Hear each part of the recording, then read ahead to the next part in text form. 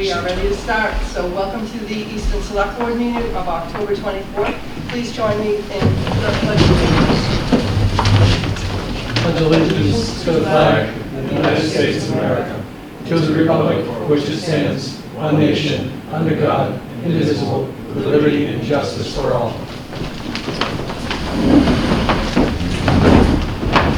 Thanks for being here tonight. Just to let everybody know, the reminder that this meeting is being recorded and broadcast on local cable access television. It is available upon demand. And if anybody is watching this at home and they ever have questions, they can always email us at selectboard@easton.ma.us. We are going to go right into one-day liquor licenses. So we have Stonehill College football game, beer garden. There's 3 licenses for 3 days at WB Mason Field, 320 Washington Street, October 29th, November 5th, November 19th, and they're all from 12 p.m. to 4 p.m. And an Easton Police detail is not required for these events. So can somebody give me a motion to approve the slate for the one-day liquor license? So moved, Barger. Second, Lamb. Barger and Lamb, all in favor? Unanimous. Next one is Stonehill College Cranberry League Hall of Fame banquet at the Martin Auditorium, 320 Washington Street, November 18th, 6 p.m. to 10 p.m. A police detail is not required for this event. Can I get a motion? So moved, Barger. Second, Lamb. Barger and Lamb, all in favor? Unanimous. Great. Next up is a discussion and vote, Woodard and Curran, the water plant and SCADA services, WAT 2022-02, Amendment 1. Good evening. Hi, David. Hi, Dave. Dave Field, Director of Public Works. So this first contract amendment is for Woodard and Curran. The initial contract was for application engineering and SCADA programming for wells 3, 5, and 7 related to the Red Mill Road water treatment plant. So along those similar line, we're going to be changing the SCADA platform to the fiber and upgrading our service to be consistent with the same one we're doing at Red Mill Road. So it'll be wells 1, 2, 4, and 6. So this is an amendment that tags onto that Red Mill Road contract. The total price, total amendment is $181,372. The SCADA is the computer software. Yes, supervisory control and data acquisition basically runs our entire system, allows operators to control remotely and monitor remotely. That's terrific. Similar to the one that we saw at the other water plants and at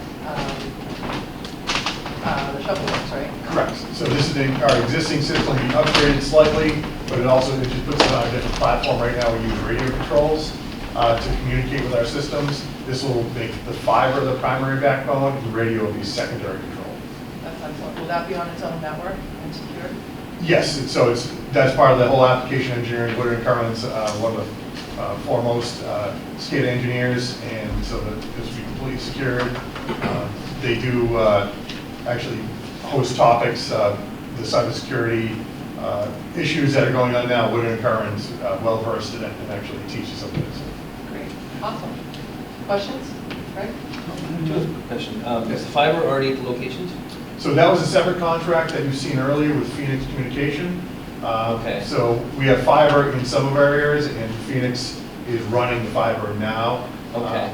And then this is all being paid for out of several different pockets of money. So town meeting approved some capital funds for fiber upgrades. We also have fiber upgrades that are being done as part of the treatment plant construction, so for PFAS plants. And then we also got a grant of $123,000 approximately from the compact. The community compact for information technology. Yep, that was an application Mike Latano submitted on our behalf, so we were able to get that. So all those things are being done to run the fiber and do the SCADA upgrades. Thank you. Jen? No questions. Well, I think this is great. I think that security, especially around our water supply, is really important. And as always, you were out ahead of us and in front of that, so I appreciate that. So Craig, would you like to make a motion for a contract amendment WAT 2022-02 amendment number 1 in the amount of $181,372? So moved, Parker. Second, Lamb. Bodger and Lamb, all in favor? Unanimous. And the next one is for Morton Salt, DPW 2023-16. Yes, so this is actually two contracts, one for Morton Salt and one for Easton Minerals. The town of Easton participates in the regional salt bid done by the town of Plymouth. I believe there's, I forgot the number, 30-something communities that participate, 38 communities that participate in that bid to get collective pricing. Those bids were open to September. Morton Salt was the low bidder, so we're going to award them the primary salt contract. And then Easton Minerals was the second bidder. They're going to be our secondary contract. The contract allows us to have a primary and a secondary. That's to basically ensure adequate supply during the year. So we typically buy 2/3 from the primary and 1/3 from the secondary during the year. Okay, great. Any questions? We do this every year. So would somebody like to make a motion to award the road salt DPW 2023-16 to Morton Salt and DPW 2023-17 to Eastern Minerals? So moved, Parker. Second, Lamb. Bodger and Lamb, all in favor? Unanimous. Thank you very much. Thank you, David. Thank you, David. Thanks, Dave.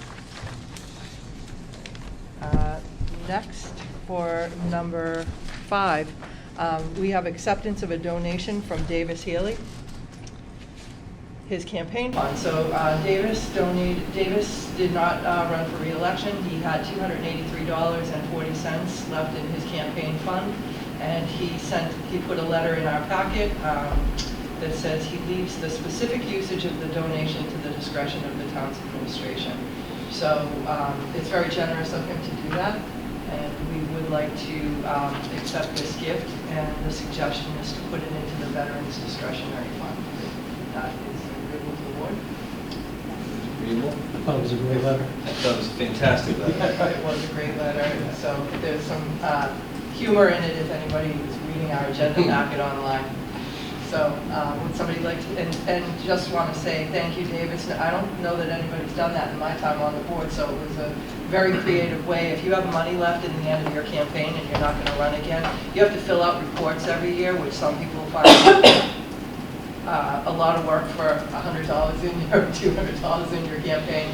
So it's very generous of him to donate that excess money into this fund, particularly for the veterans. So thank you, Davis, for thinking of that. So Craig, if you'd like to make a motion to accept the donation of $283.40. So moved with pleasure. Second, Lamb. Bodger and Lamb, all in favor? Unanimous. All right, next, discussion and vote on setting of the select board's 2023 license fees. Michael, are you going to read that? Sure. So in your packet is proposed 2023 licensing fees. So these are licenses for everything from common vic licenses, to alcohol licenses, Class 1 and Class 2 new and used car dealers, etc. You voted in 2020 to temporarily reduce the fees by 20% for the 2021 calendar year in response to the COVID-19 closures. We then returned them to normal for 2022. As you probably know, and we experience, many local businesses are still dealing with and recovering from the pandemic. So our suggestion to the board is to keep those the same fees as they were for 2022. And then we probably anticipate next year maybe doing a survey just to make sure that we're keeping pace with surrounding communities. I think that's a great idea, and we do that survey from time to time. We're usually competitive to even a little bit lower than the average. We do really want to make sure that our businesses are on solid footing, even though it seems like everything's back to normal. I know that some businesses are still struggling a little bit, and so anything that we could do to give a little bit of extra help by not raising the fees this year. But next year, probably, likely, they will go up a little bit when we look at what the other communities are doing. Any comments or questions? Mark, from you as Economic Development Chair? I think it's very responsible and fair to other businesses. Excellent, okay. I would take a motion to set the 2023 license fees as noted in the packet with with no change to the fee structure from last year. So moved. Marjorie. Lamb and Bodger, trying to throw me off. Lamb and Bodger, all in favor? Unanimous. Excellent, thank you. So next, we're going to go through some town meeting warrant items. The first one, Connor, do you want to lead us through these? The first one Sure. is the transfer to the stabilization fund. Sure, thank you, Dottie. So in the board's packet and in front of everyone tonight is the final draft for review of the town meeting warrant for Monday, November 14th. We have a variety of articles tonight, a handful before an executive session and then a couple after. After which point we would ask the board vote to finalize and sign the warrant. So this warrant now has been reviewed by Finance Committee, who absent some housekeeping articles that don't require recommendation, have voted to recommend every item, and we can just go through them as they're listed. So the first one is the transfer to stabilization fund. That's Article 1. The board has seen this every fall. There's now specific numbers in here. We are still finalizing the certification of fiscal 22's free cash, but it's in the area of $4 million, which is again quite healthy. A lot of that is revenue driven, particularly strong performance from local receipts, which is great. And so in accordance with your financial management principles, we're recommending a quarter of that be transferred to the stabilization account. That's $1 million, so that'll put stabilization at about $5.7 million after this, which is great. And it's really important as we work through the next 3 years in the ARPA performance period, which is currently helping fund some operations that we continue to be responsible to those reserves. So generally, we are shooting for 10% of the annual budget. Yes. So best practices to have for stabilization, right? And free cash. And so we're actually right in that ballpark. We, for the first time, reached a fund balance policy the board has adopted is that our reserves, which is free cash and stabilization, should be roughly 10% of the prior year's operating costs. When those policies were adopted, we were hovering around 5%, sometimes lower. And as a result of the pandemic, significant budget cuts that we imposed on ourselves during a time, grant funds and tight budget management, as well as really strong performing local receipts on things like building permits, excise tax. We're in a much better place in that area than we've been. So last year we just about hit 10%. And with this stabilization fund balance and the remainder of free cash after our capital allocations will still be, I think, around 9.5%. 9.8%. So that's a lot of progress since the board adopted those policies in 2016 and 17. And it's important, I think some questions were circling about including a bunch of stuff, like, oh wow, a lot of us didn't think we would reach that. It was mostly aspirational, frankly. And it's a good place to be, but we need to continue to kind of now maintain that as we move forward. Well, I think that being fiscally responsible, as we are, everybody on this board really is when we have these conversations, and so is the budget subcommittee. It's not like there was extra money. It means that the budget was held really tight. So we expected the worst, and we set our budget accordingly. So it's not, this is kind of an anomaly. This is not going to happen every year. Right. And there are, unfortunately, storm clouds on the horizon economically. I feel like everyone's been saying that for 18 months now, and things kind of keep humming along. But interest rates are rising, which is increasing the cost of capital, and we want to make sure that we are in as strong a position as possible on our reserve footing as we head into the next few years. COVID recovery grants start to expire and things of that nature. So that's great news for this year. But when we voted on financial principles years ago to put 25% into these, we never thought we were going to be able to do it because we were really in such a tough position. And we had to make. I remember your first meeting, Mark. Mm-hmm. We had to make some tough decisions that people weren't happy with. It seems like always, it's only just a little money for this one thing that we really want. Let's take it out of the savings account, which is what the stabilization is. And we had to stand firm not to do that because it's always easy to just take a little bit of money out of it. And then when you have a recession or when you have a tough year of an unexplained pandemic, with that uncertainty, you never know what's going to happen. So I'm grateful that the board supports those financial decisions that we made. And I think it's just important for people at home to know that you know, it looks easy when Connor's doing the presentation, but it's not, and a lot of work goes into making that happen. Any comments or questions from the board? I think it's the right thing to be accomplished. Who wants to do it? It's very significant. 2016, I was on the finance committee when it was put in place. I didn't think we'd get there for 10 or 20 years, if ever. In fact, this many years later, we're actually achieving this. I think the stabilization balance back that was about $1 million. Yeah, I think it was, if they dropped down that low. Well, honestly, when we were interviewing Connor, some of the competitors that were trying to throw their hat in the ring for town administrator, they said that they fixed all of their problems in their stabilization. And the way they did it was they had massive layoffs and they cut services really bad. So we were able to achieve this without cutting services. Jamie? No, just fantastic work. I know it's a lot of work, and it's really encouraging to see that number and paper hit every time. Great. All right, Craig, you want to make a motion to, Include and recommend? yes. So moved. Second, Lamb. All in favor? Unanimous. Okay, Article 2, transfer to the OPEB trust fund. Thank you, Dottie. So the board had a good conversation at your last meeting, I believe, on the 11th, regarding this article. And again, because free cash certification is healthy, we felt it appropriate to move an amount, a non-nominal amount of this, so we're recommending $100,000 out of that free cash certification be transferred into the OPEB trust fund.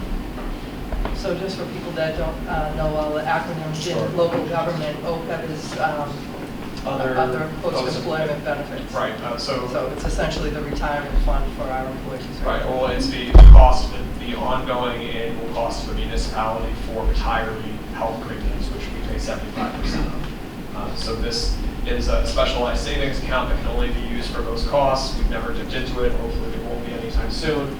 But down the road, 5-10 years, as these costs grow, this creates non-general stabilizations and non-general savings funds for the town and the voters to potentially move on should there be a tight year for paying for expenses.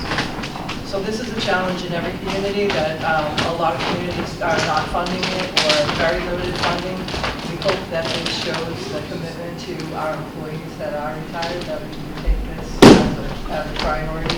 Although it's not fully funded, we're trying to do our best to at least chip away at it, even though sometimes it doesn't seem like we're getting there. So I think that this is a significant contribution, and hopefully we'll be able to keep that on the forefront every year to take care of that a little at a time. Great. Great. Mark, any comments, questions? Excellent. I do have a comment. So last week it was a great discussion. And you know, the reason why I had so many questions is the previous conversation we just had. For years, we were so protective of free cash that the ability to spend $100,000 or put $100,000 towards this is something I've never encountered in my years here. So it was almost like I was visualizing all those presentations that Dr. Brawl would give, which would say we're in aggressive mode and all the way up the chains. And we're kind of almost pulling out of that, so I'm having to shift your mind towards that. I agree with 100,000 as a first step, but this is a first step and a small step, and no matter what we ever contribute from free cash, which I hope would be very much, it will never be the bulk of it. So moving forward, you know, given the nature of what it actually is, it's, you know, the employment benefits. I think we need employees to contribute to it, because if employees contribute to it at that large level, it will actually be $400,000 or $500,000 annually towards it. So this is the first step, and I think this is a gesture. I think the word gesture was thrown out many times in the last meeting. This is a gesture, like we're making the first move here, and I think it's a good move. And I think, you know, when the time comes, we need the other people involved, this actually supports those people, to also make a move.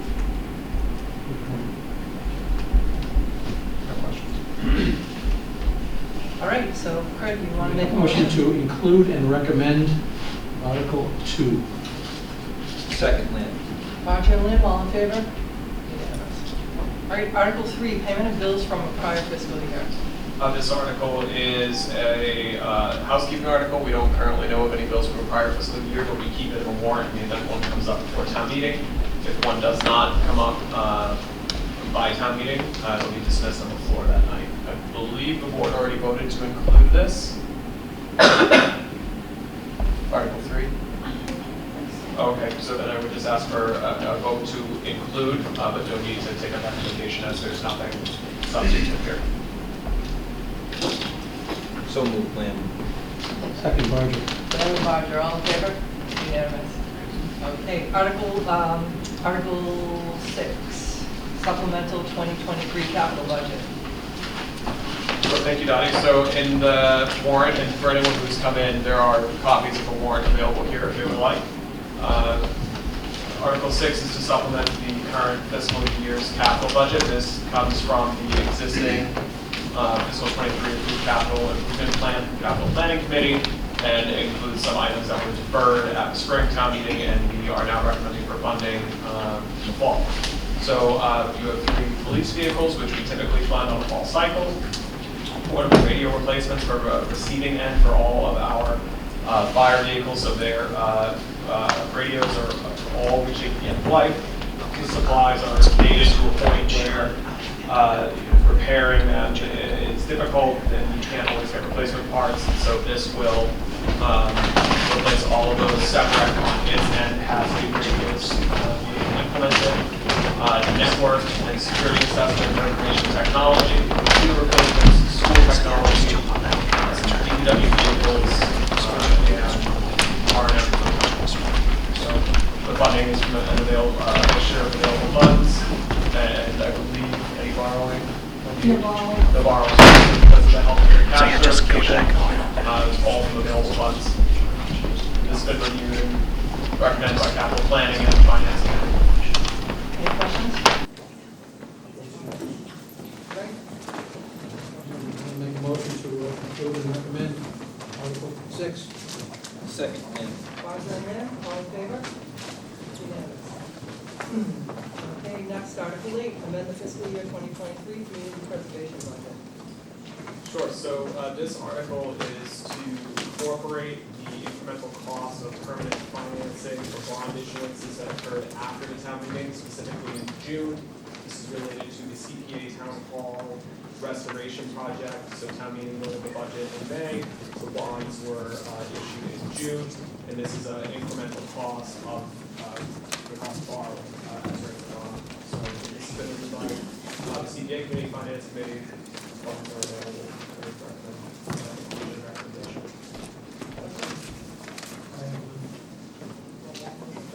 So I move to include and recommend Article 8. Second, Lamb. Barger and Lamb, all in favor? Unanimous. So Article 11, amending the zoning map. I think that's why we have a good crowd tonight, so thanks everybody for being here. We welcome you and we appreciate you taking the time out to come tonight. Because nobody was here at the beginning of the meeting, I just want to let everybody know this meeting is being recorded and live streamed on local cable access. So just keep that in mind. We're going to talk about this one a little bit more because there seems to be some confusion and some controversy about this out in the public, and we want to make it very clear. If people do have questions at the end of it, we will, invite questions. You would get up, you'd have to go to the table to that little microphone over there and just say your name and address with the question. So we're going to talk about that a little bit first. Connor, Sure. if you want to go into that. So Article 11 is a zoning amendment, but it's tied to Article 10, and I think it's really beneficial, starting here, and again, for anyone who just came in, there's warrants printed right on that chair. If you don't have a copy, it's worth following along, to kind of go through what the clearly stated intent of these articles are. So Article 11 is to amend the zoning associated with 388 Depot Street, which is currently Center School. That is kind of a sister article that goes with Article 10, which is an authorization for the select board to do an invitation for bids to sell the property. This is required under state law for select boards to do anytime they have public property that's no longer going to be used for a public purpose. They need to go to the legislative body, whether that's a council or in our case a town meeting, and get authorization to dispose of, I don't like that word, but it's the law, to dispose of a piece of public property that's no longer being used. So the explanation printed in the warrant for Article 10 reads, 388 Depot Street is currently the site of Center School. On August 25th, the Easton School Committee voted to transfer the care and custody of Center School to the Select Board only upon occupancy of the Blanche A. Ames Elementary School, which is wrapping up construction now. When the new Blanche A. Ames Elementary School opens in 2023, Center School will be decommissioned and will no longer be being used as a public school. It will become at that point a vacant building. The town's municipal building committee, the chair of which is here tonight, did explore, as part of the ongoing feasibility process for police, fire, and public works replacement, potentially reusing the Center School site for a future DPW police and/or fire station. That committee concluded, through that engineering and feasibility work, that other town-owned land, specifically 524 Depot Street, 10 acres of which was purchased in 2014 with town meeting's approval for future municipal building use, they concluded unanimously that that land had all of the advantages that Center School would offer, fewer drawbacks, and some advantages that Center School does not have, mainly that there is no sewer at the Center School site, which is a major inhibitor for denser uses, things like DPW vehicle washes or dense housing. Therefore, the town doesn't have any other public purpose to own and maintain Center School after it's vacated as a school. The authorization, Article 10, would authorize the Select Board to dispose of a property line using a public procurement process to solicit bids and proposals. The Planning and Zoning Board is recommending reverting the zoning of this property to residential, which is Article 11, consistent with the surrounding neighborhood, and most importantly, although it says residential zoning in Easton allows for recreational and community facilities, community centers by special permit. While residential construction, of course, is allowable, single-family residential constructions on an acre of land, under that zoning, the Select Board intends to solicit proposals on that site for community or recreational facilities which prioritize the preservation of Yardley Ring. While this disposition of a property is subject to a procurement process, the Old Colony YMCA, again, members of which are here tonight, has indicated that they may wish to submit a proposal, if we go through this process, for a YMCA at this site. So I think that's really important to just read right through there. And then if you look at the zoning explanation, which is Article 11, read the subject property is located at Center School, which will be decommissioned once Blanche Ames Elementary opens and begins operations. This amendment rezones the property to be consistent with the surrounding properties, which are zoned residential, and would allow for residential use or for a community center or recreational facility by special permit as noted in Article 10 above. The change has no effect on the current use as a school, as the residential zone allows for use of the land by the town for education. And taken together with Article 10, Article 11 would enable the town through the Select Board to solicit proposals, including for community and recreational facilities that would prioritize preservation of Yardley. So I think hopefully that clears up some questions, but obviously the board can ask any additional ones or entertain any, but I just wanted to start the conversation with that.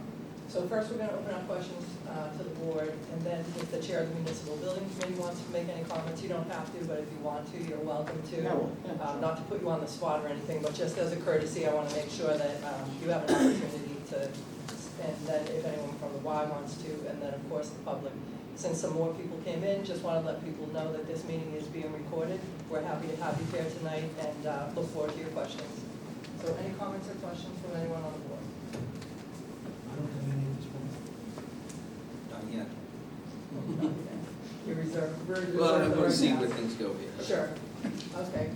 So this is something that we've talked about for a long time, and we have been working with the municipal building committee to do the study. So this is something that we know. I know this is new to a lot of people. So I don't want you to think we don't have any questions because we're not trying hard enough. But we do really. We've talked about this a lot in our board. so did you want to come I up? can skip. Sure, come on up. And just introduce yourself for the record. Most of the people know me because I'm also a neighbor. And also, just because new people, these are the microphones. They don't amplify, but you have to speak into them on cable. So any questions are directed towards the chair, but you have to be at a microphone to ask it. So if you have a question afterwards, raise your hand, I'll recognize you. Sure, most of you know me, Andy Williams, 35 Rachel Circle, but I'm also the chair of the Municipal Building Committee. So you might not know, but last year we had passed an article at town meeting to look into doing new public safety complex. I'm just going to comment on that because obviously Sure. That's one of the parcels we were looking at, just so you know. So last year, $500,000 was approved to do a feasibility study because we're looking to replace the combination police and fire department and the DPW. And there's plenty of stuff on the town website if you want to go to the town website and look at that, talking about the facilities, and they're in bad shape. If you want to do tours of them and things. So one of the things we looked at, and we had asked Dave Field, who had left, he was there earlier, DPW director, was to look at what parcels of land we could actually put different municipal buildings on. And so again, what we were looking at was the DPW, the police, and the fire. And going through a long process where we looked at, I don't know, there must have been 5 to 7 parcels of land. We came down to some options. We're working with an architect, Castle Booz. They had actually done the design. If any of you have been to the Mansfield Public Safety Complex, they did that. That's who we selected as a designer, because obviously you could see the work they did there. So going through a process of, we looked at all these different parcels of land. So one of them was Center School that we looked at to possibly put a DPW, a police, or a fire station at. And I'll just kind of take them in order. The DPW, it was not a good fit at the Center School, and Connor was correct. The biggest problem is there's no sewer. The sewer that comes out of Five Corners only goes to Whistle Stop Village. So it made no sense if you talk to Dave Field, the DPW director, and the requirements that would be involved if you didn't have sewer for a new DPW facility. It really would add a tremendous amount of cost to that facility. So there was no way, it made no sense. And that was really, I believe, the biggest decision point was the sewer for the DPW. Looking at the fire station, the last meeting we had as a municipal building commission, we had, as part of this design process, they actually have a specialist who looks at run times for police, for fire response, 911 response. And the way the town is laid out presently and the way it would need to be laid out, right now we have 3 stations, and the design we're looking at is 2 stations. And if you put one of those at the Center School, it doesn't work as far as response times go. So that was another reason that right now what we're looking at, the preferred option that we actually have put forward is a fire station that would be at what's called Daly's Corner. That's right next to Hilliard's, if you're familiar with that. And the combination police and fire would be down at the Gill property, as we all call it. That's I think it's 524 is the number. As far as police, the one thing we were looking to do is we were trying to do a combination police-fire. That's a cost savings. As you could see, like in Mansfield, you can put them together. And so obviously, if you need fire down by Five Corners, that's the reason we thought that the police should stay down there. So as far as all the iterations we went through, just so you know, and again, I'm not talking about any other municipal uses of the property, I'm just talking about those 3. The decision was made that Center School just wasn't a good fit for any of those 3. So I don't know if anyone had any questions about that part from me.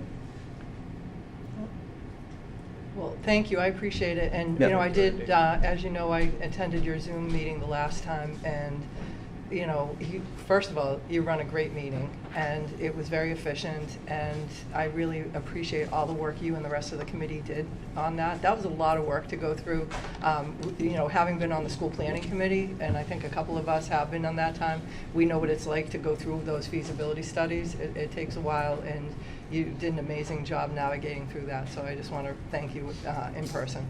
Sure. I'm going to go sit back down. Now I'll become a neighbor. Dottie, I just want to, I'm on the committee with Andy, and want to thank him as well for both his leadership as chair and taking over as transition happened there, and the work he continues to do. Okay. Does anyone from the Y have any comments or questions now, or do you want to wait and have questions from the public and reserve your right like Mark? All right, any neighbors have any questions or comments? Sure, come on up. I have a question. Please come up to the table and introduce yourself. And we need your name and address for the minutes. All right. And just for the new people coming in again, this meeting is being recorded on cable and is also, I believe, running live on Facebook Live. So, Excuse me. My name is Michael Flasher. I live at 27 Rachel Circle. And I have a question and a comment. My question is, what size in terms of acreage is that piece of property? It's 13, 13 approximately. acres? It's 13. Okay. But in your introduction and talking about the property, you stated that there is no sewerage. And that alleviated some of our fear about the property being used for multi-condo apartment dwellings, such as the one next to Target. And because of the vast amount of vehicles that would be going in and out of something that huge, my wife and I were a little bit nervous because it's a congested area already, even though the traffic lights will help. They certainly will. I know they will. well, just so people know that just anything that's zoned residential, that doesn't allow for that dense housing. That has to get a special permit to do that, and it's a whole other process. So it's not Okay. going to sneak up on anybody if that was ever to happen. I'm not talking about this property, but just in general, that's publicized, and this change to vote to residential would not allow that dense housing. Right. Very good. All right, thank you very much. And That's- we're also very clear in the warrant saying that we prioritize, the select board can put out RFPs for instance, if there was a site like in the downtown, we had an RFP years ago, I think I was barely just on the board, saying that we wanted somebody to buy a site down there, and the purpose for that was economic development. So that we can say what we want the use to be and ask for bidders. So that's the procurement process through this. Now, the Y has said that they're interested in that. That's exactly what we're intending for that type of a property. We can't say to the Y, you can do this now, because it has to go through a procurement process. Yes. And it has to be fair and open to the public. But the Y can publicly express an interest in it now like they're doing. So we Yes. hope that that's reassuring.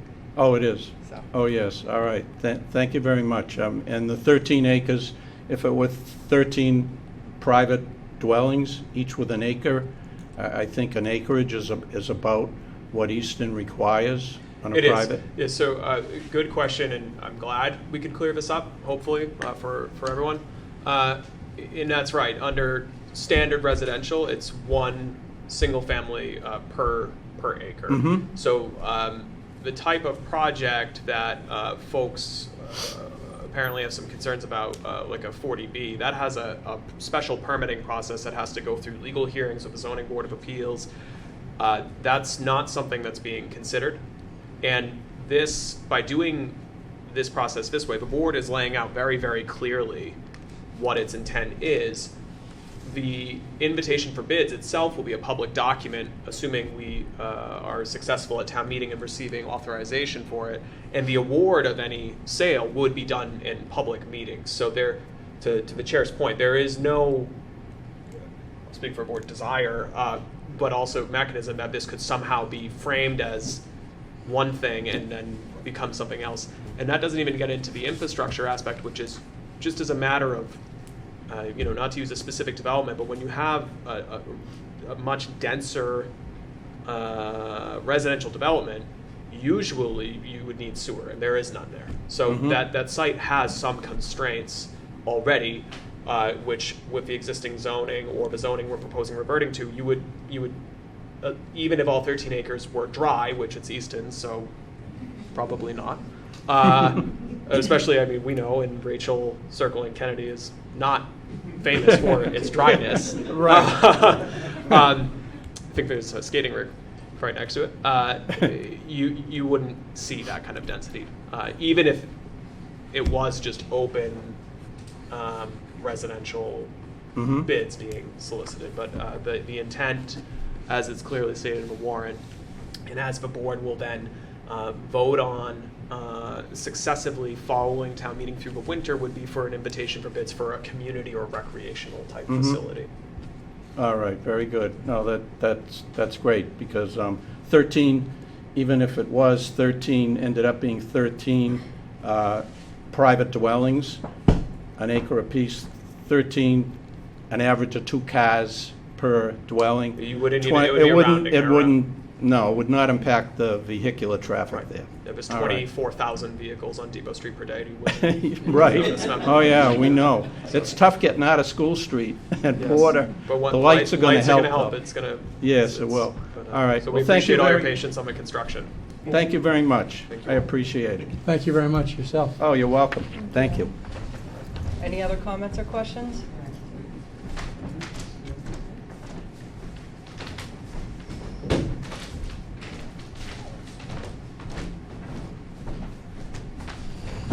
Hello. How you doing? Hello. How you doing? I was gonna say as a Could suggestion. we get your name and address? Oh, Eric, I'm on School Street. I'm sorry, I didn't hear. I'm you. on School Street. What's your name though? Eric, Oh, okay, thank you. thank you.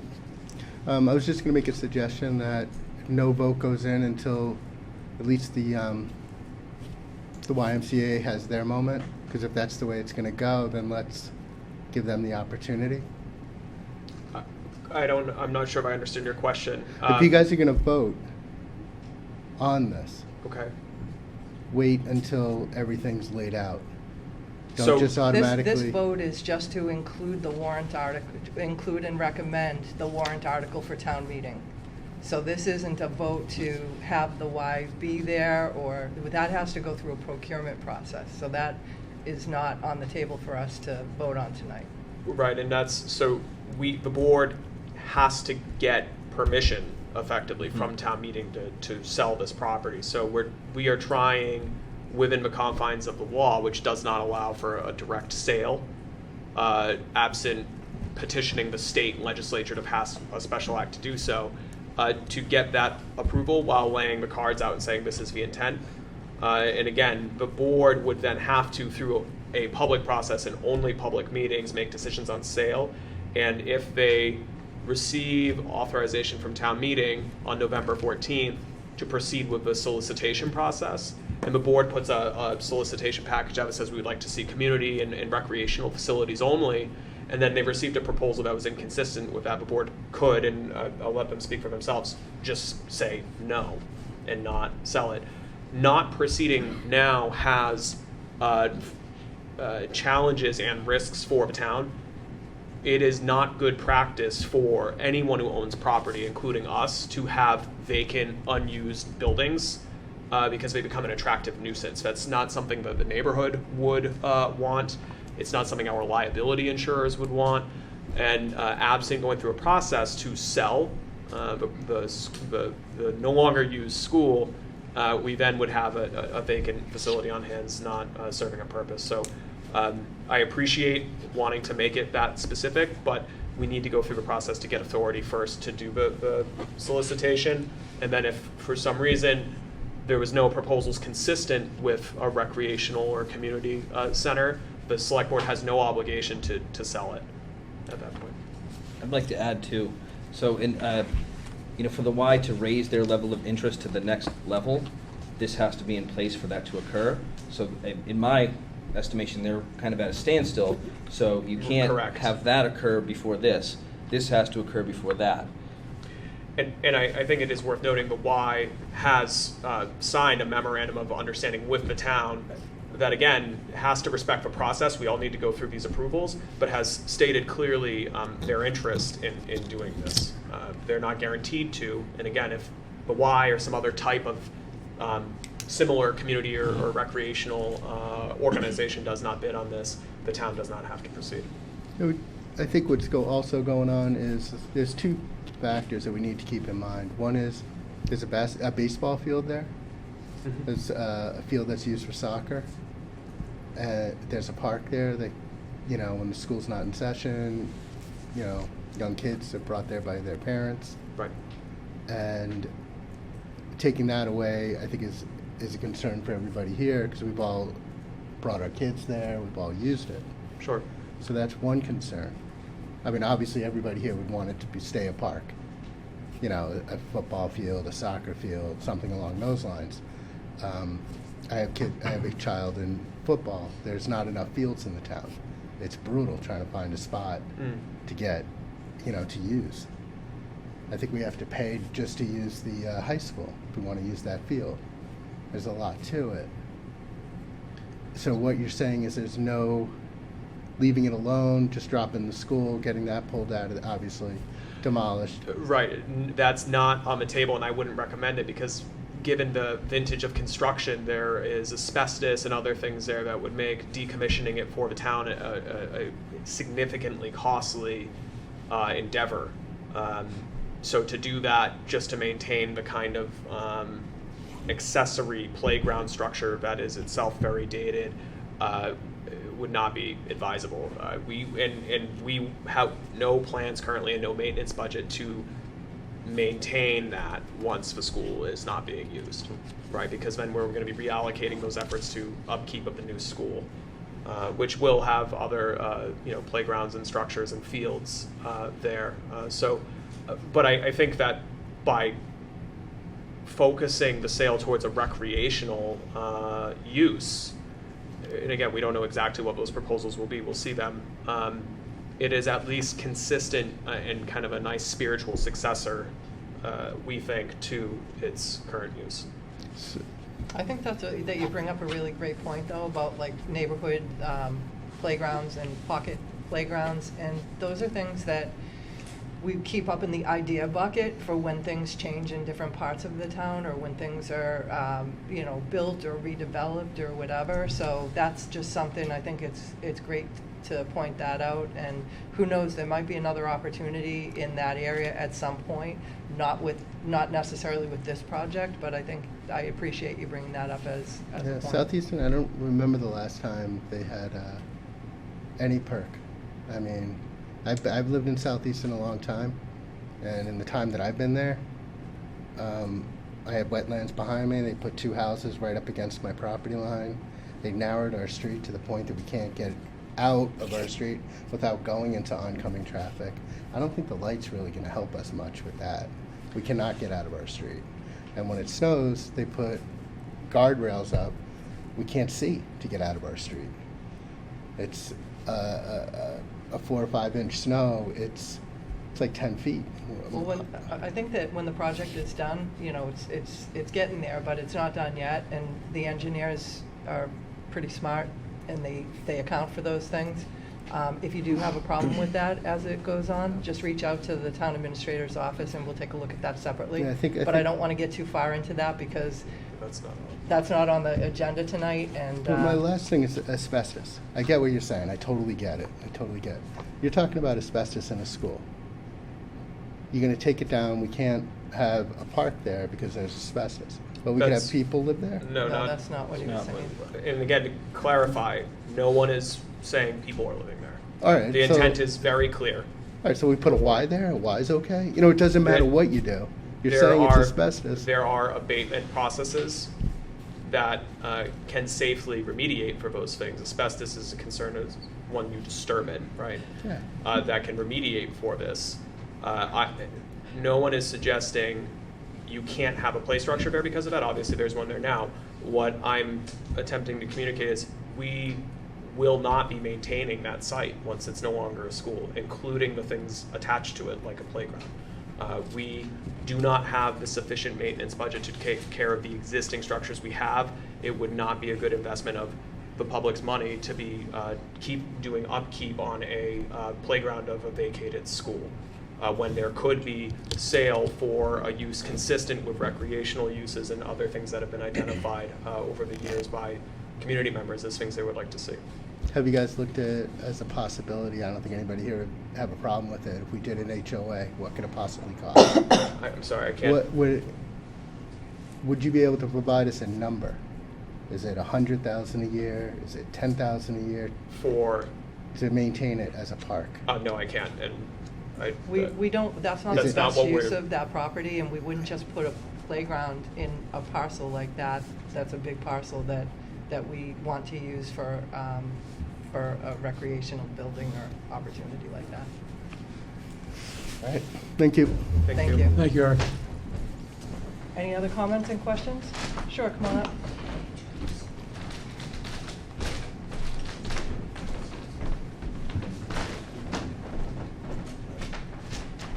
If you introduce yourself, you know the Hi. drill.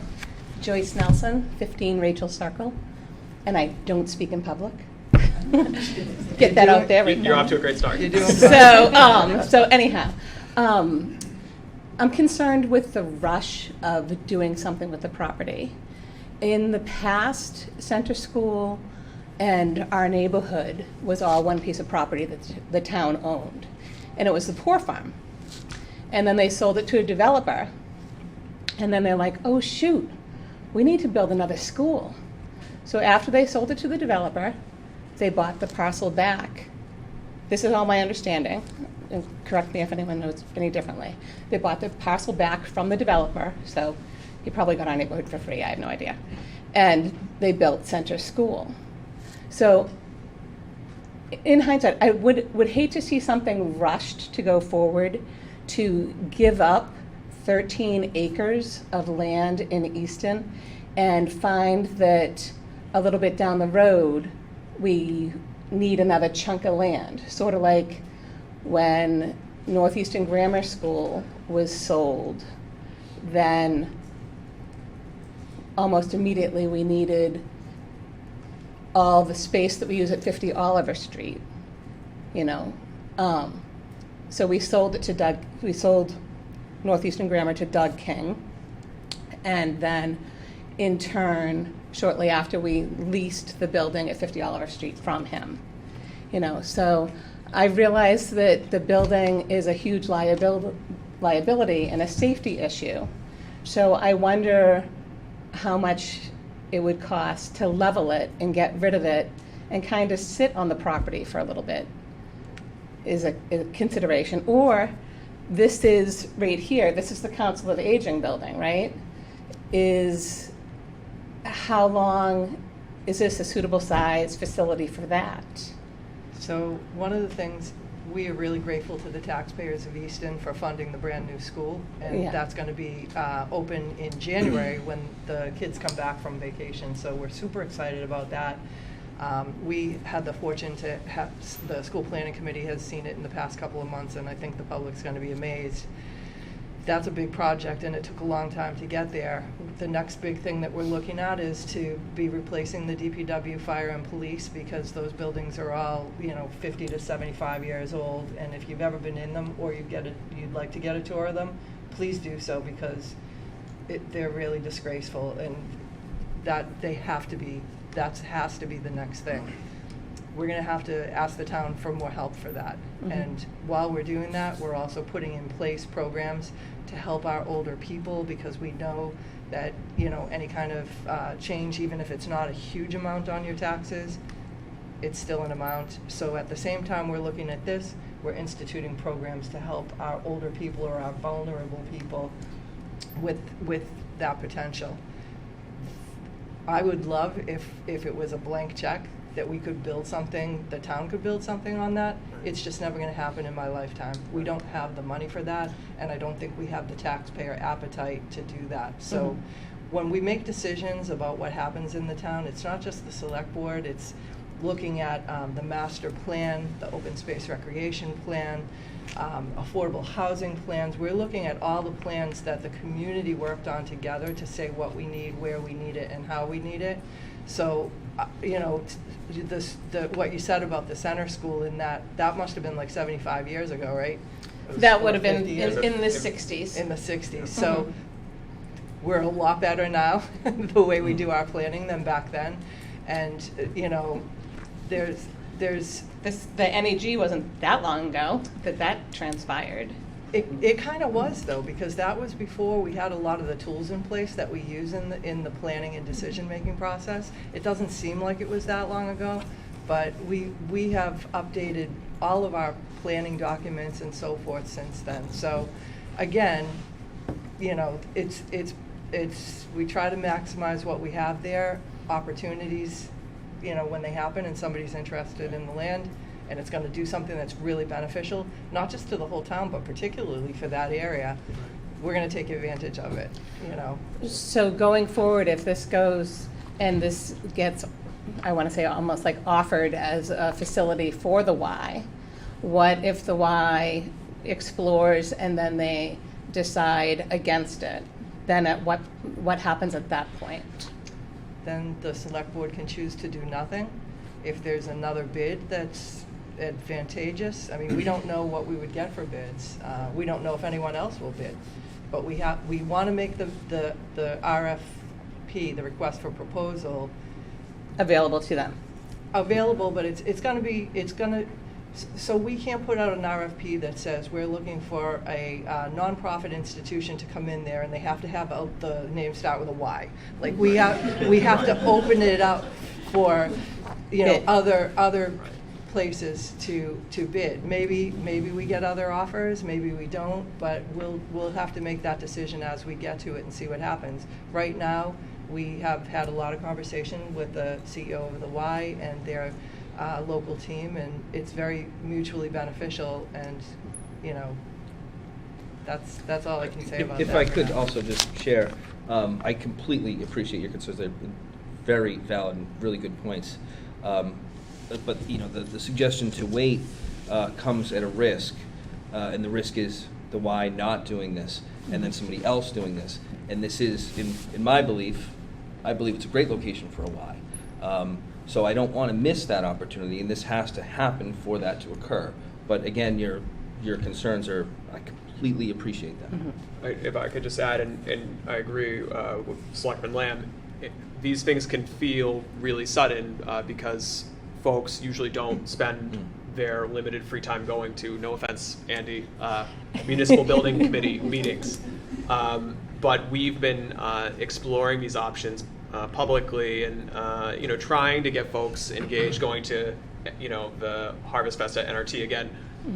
People are there with their kids. They're not really looking for handouts on buildings, but we did it anyway, to try and bring people into the fold and to borrow from pre-existing processes like the master plan, recreation planning, where people did give input on the things they would like to see. And one of the things we have consistently heard, in addition to fields, we hear that regularly, is indoor recreation. There's not enough of it in Easton. And one of the things that's really challenging for all of us is we agree.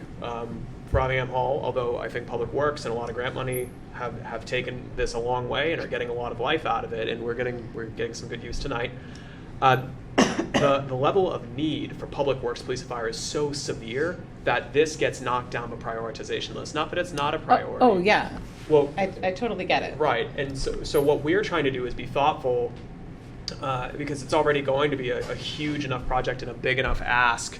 Remind me of this next summer when we're talking about it, just for those facilities, that to also do the community center at the same time it would feel egregious financially to ask for all of that at once.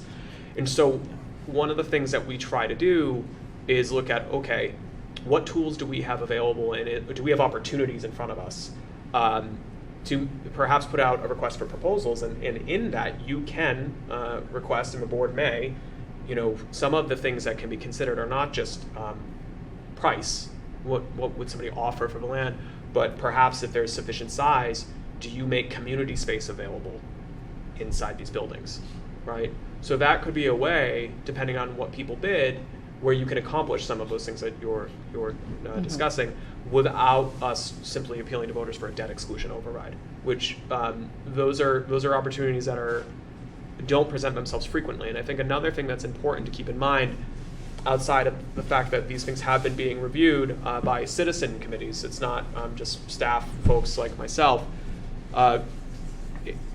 In a lot of ways for years, but in a lot of detail since last November when voters approved the feasibility process for the municipal buildings, so really intensively over the past year, is that there are opportunity costs for not acting. And right now, in my assessment, those things are not in our favor. Interest rates are going up every month, not just for all of us, but for institutions engaging in large capital outlays. And so if somebody is considering purchasing a property and doing a project, there may be a really material cost differential on the cost of money itself between if we start this now versus a year from now that could make that project not happen at all. And then if that's the case, you're left with a vacated building that becomes an attractive nuisance that we do not have the funds to maintain. So I hear you, and I'm sensitive to that it feels fast, but there are real downside risks of not moving as well, and we have tried to be as thoughtful as we can, pulling from those recreation plans, the open space plans, and feedback from folks who, again, fields are definitely one of them, but a lot of citizens over many, many, many years have reiterated that they feel there's a lack of indoor recreational opportunities in Easton, and this could potentially be a way to do that without putting that cost directly on the taxpayer. Right, and I realized that it's my understanding that Joe Gill's land, the 152 acres, the 142 acres of it is potentially for a lot of fields as well. No. Nope, that's not slated for that anymore? Well, it was purchased with CPA money back in 2014 and approved by town meeting for preservation and mostly passive recreation. There was a citizen committee that over many years went and they delineated wetlands and things of that nature and have identified that its main benefit is really preservation, trails, things of that nature. But that committee did not recommend, clear cutting in fields. One of the things we may be able to do with a building project, which is again not really specific to this article, is have public parking and trailhead access and things of that nature. Okay, I thought that it was going to be able to have different athletic fields on it. There was so. talk about people wanting to do that, but Yeah. then once they delineated it and looked at where the wetlands were, there wasn't a big enough area to do that with parking and everything. Not on 106 there, that entrance of it, no? No. Okay. No. Okay. Connor, I just want to. You'll have to go up to the microphone. Because I was on, I was on that committee for the 524 Depot Street Committee, so I figured I'd fill you in on Yeah. that there were about 10 or 11 acres that were parceled out, bought by municipal, and that's where we're looking to put the public safety complex. The rest of it was bought with CPA, which could use fields, and there is some upland in those areas, pockets, there were some. But we actually did approach a lot of the sports leagues at that time. And I know, I forget the name of the recreational director at the time, was it Ann? It was Ann Daly. Ann Daly. She was part of that committee. And she didn't really get much response for fields at that time. Because I remember that was one of the reasons we never looked into it, because there was going to be a tremendous amount of grading and cutting, to actually get access to the where there actually was upland. Right. Was a lot of work. Okay. Yeah, but that's right. where that committee left off, just so you know. Thanks for the clarification. Thank you. Thank you. Any other comments and questions? Sure, come on up.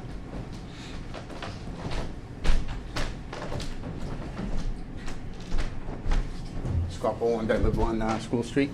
I just had a question. Once the school gets decommissioned, what happens? I mean, is it trespassing if we go on the land? Is there going to be a fence around it? I mean, can people still use the field, go on it? Because people park there for the rink, and just curious on that. I don't think the intent is to put a fence up around the parking lot, certainly for Yardley Rink access and things of that nature. We're not intending to change access to Yardley Rink, but the building itself would be locked, and depending on how long... No, the field and the playground. There's not a plan at this point to fence the whole thing in, but it depends how long it sits and if it starts degrading and things of that nature. If it becomes a dangerous or a nuisance, we would have to think about what we would do with it then. So does that mean they won't mow it, or, they're going to just let the grass grow? I don't think we're talking about not mowing it. No. Oh, okay. No, I didn't know what you meant by No, that. it's a good question. Good though. question, yeah. Because you don't want it to. No, we don't. Get We out don't. of We here. don't want it to turn into an attractive nuisance, right? And one of the things that leads to that is if it starts looking like it's totally abandoned. Okay. So if you see can kids still go out there and throw causing football trouble. around? Or, no, just using the field. Yeah. Yes. Yep. That was really all I had. No, thank you. That's a good Thank you. question. You're welcome. All right. Anybody else? Vinny, come on up.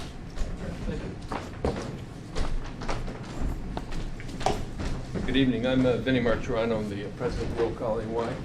A resident of Easton since 1992 when we moved in.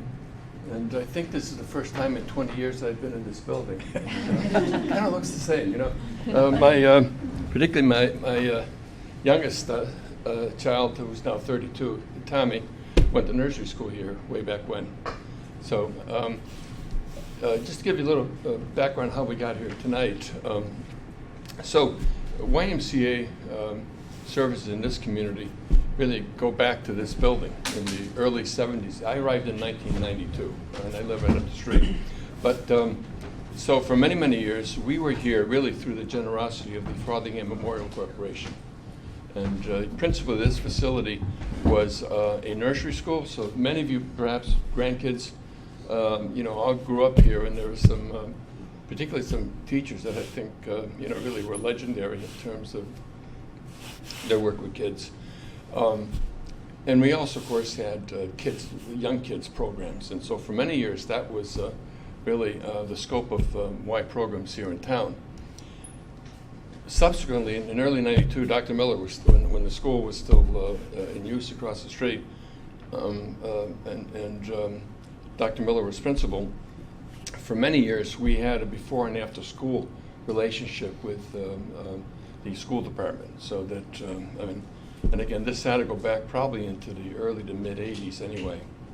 But when the decision was made that the town no longer needed, I recall the town was going through a very similar process like this to try and understand how and what the best use would be. And there was a public procurement process. And ultimately, I should say that ultimately the decision was made to basically provide a housing program, if you will. And as I recall, these days I tend to forget more than I remember, but as I recall, I think there was also an intent to serve senior folks in the apartments initially. And at the time, as part of that structured deal, Doug King was generous and was planning to donate the gymnasium across the street to the Y. Now, in those days, I think this particular site sits on about 3.5 acres of land, as I recall, but there is some property down below. And we, along with some town leaders back then, were really trying to figure out, with the potential donation of the gym, and this is kind of a kid center, was there something that we could do in terms of improving the site? And so in those days, the gym, and by the way, the deal there was that Doug not only donated the gym, but he also took care of all of the exterior, which the gymnasium was in pretty tough shape. And so the idea of building kind of a kid-centered program here kind of made a lot of sense. That was, by the way, on the heels that Doug had just recently, I think in 1998, donated the fitness center to the YMCA. So as I recall, the concept kind of made a lot of sense, and we went forth. And particularly, a couple things happened, and then from there, the gymnasium was initially used for recreational basketball and volleyball and so forth. I will tell you, it sometimes it became a little bit of a noise issue with the folks living, in the apartments. And then ultimately, we converted the use to a gymnastics center. And of course, at the Y, we went and there ultimately, when Doug donated the fitness center, he also, was intended to donate the rest of the building. And in subsequent years, we were able to receive the rest of the donation, and that today you have basically a small fitness center, and then the child care program, which I see Darcy is here, the director of the Easton Y, now serves basically as an early learning center in that facility. And then, of course, our relationship really grew over time with the school department in offering before and after school programs. So with that as history, about a year ago this time, I should say that then the pandemic came, and the pandemic is just horrific for all of us, and I think we're probably just really beginning to fully realize how much it impacted people's lives and so forth. But ultimately, we really had concerns, because by that time, this particular facility, quite honestly, I thought David Ames was going to donate it to the Y, and that didn't happen, and the town bought it, Connor. And by the way, that parking lot out there, the YMCA paid for when we did the gymnasium over way back when, but that's water over the proverbial dam. But anyway, so we've come to the realization that trying to operate the gym as a single standalone thing was really challenging, to be quite honest. And really, I think one of the byproducts of the COVID was that we made a decision that we didn't need, we weren't going to reopen the gym. At the same time, Mr. King came to us and basically, I think, having some sense of where we are at, and essentially, bought the gymnasium back from us that he originally donated to the Y. And at that time, I was very concerned that how the public might view we leaving the gymnasium. Potentially, could people think, or would people think, that the YMCA was pulling out of Easton? And so, and that was the furthest thing from, from our mind. So I reached out to Connor, and we subsequently had a meeting with some of the town folks where I shared what had changed in our plan and what was going to happen to the gym. And I will tell you that when we sold it, when all said and done, we received, between a contribution and a gift, $800,000 for something that Mr. King had donated to us. Just think about how magnanimous he really has been, certainly to the YMCA and the people we serve. But the commitment we made, and this was, I think, what I wanted to make sure the town understood, is that we were going to put that money aside for some future benefit in terms of Y programs, or continued programs here in Easton. And again, that was the summer of 2021, Donnie, right? Geez, I lose track of time. And then, and quite frankly, one other thing I would tell you, that over time, since we had the fitness center, before pandemic, we were probably serving about 5,000 people. And by the way, a lot of young kids and a lot of seniors, But the reality is that it's a small facility, So we had, over time, and particularly with Bill Ames's help, we had looked at a variety of potential future places. Where might you build a comprehensive facility if you could ever raise the money for it, And believe me, some of the names of sites that were mentioned today were also on kind of in on the planning board, or on a drawing board, I should say. So, and then subsequently, we learned of the planning of the town building committee and the eventual closure of the schools. And somewhere along the line, then we then learned that that property might, if the town approved, might go on the market. And so at that point, quite honestly, because things have changed so much during this pandemic period. You just can't say if you build it, people will come. But we began probably in the spring of this year, early spring. We began doing some preliminary studies of, geez, if that site was available, how could the town, by having an expanded Y service, really benefit? And we engaged the firm, and happens to be a firm out of Delaware, of a colleague of mine, a company called Greater Than Analytics. And they did a preliminary study for us of, kind of a mile high, if you had a Y there, what would it support, and, did it make program and financial sense? And, the preliminary results of that were that it's worth a deeper look. We then subsequently took a phase 2, and simultaneously, I think, as we continue to have sidebar conversations with the town, we began talking about, well, maybe just so that we don't, create an atmosphere where we're doing stuff that, isn't fully transparent, I think is when the suggestion of having a non-binding memorandum between the Y and the town put together so that it's in the open, but obviously subject to a lot more study. So we commissioned it. By the way, in the meantime, too, we also put together an Easton working group.